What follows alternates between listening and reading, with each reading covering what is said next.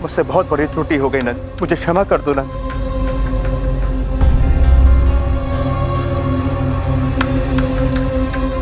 साहूकार के कहने में आकर मैंने अपनों पे ही विश्वास नहीं किया। तुम सबकी इस दशा का उत्तरदायी मैं हूं, किंतु मुझे एक बार क्षमा कर दो। मुझसे यूं मुंह ना फेरो नंद, मैं तुम्हारे चरण पड़ता हूं। नहीं भ्राताश्री, आप मेरे पैर मत पकड़िए। मैं आपसे छोटा हूं, मुझे पाप का भागी मत बनाइए। आपने बहुत बड़ा पाप किया है। आपने मुझे कष्ट दिया होता तो मुझे कोई दुख नहीं होता, लेकिन आपने उन बेचारे, उन वृंदावन वासियों को कष्ट पहुंचाया अपने स्वार्थ के लिए। नहीं, आपने बहुत बड़ा पाप किया है। यदि ऐसा ही है तो मुझे जीवित रहने का कोई हक नहीं।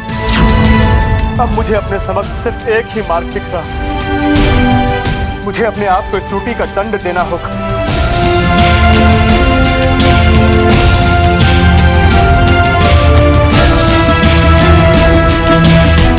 अरे, ये आप क्या कर रहे हैं?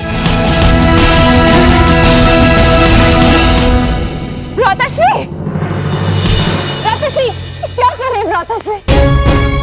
इस प्रकार अकारण आत्महत्या करने से इस समस्या का समाधान नहीं निकलेगा। यदि आपको पश्चाताप करना ही है तो इस समस्या का निवारण करने का प्रयत्न कीजिए, वही आपका असली प्रायश्चित होगा। मैंने आपको क्षमा किया भ्राताश्री।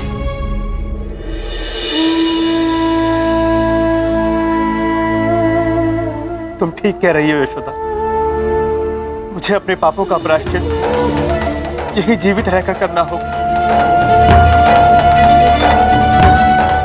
अरे, आप भी भ्राताश्री को क्षमा कर दीजिए। त्रुटि सबसे होती है, इनसे भी हुई, किंतु अब इन्हें पश्चाताप हो रहा है। यदि आपने इन्हें क्षमा नहीं किया तो ये इसी गिलानी में जलते रहेंगे।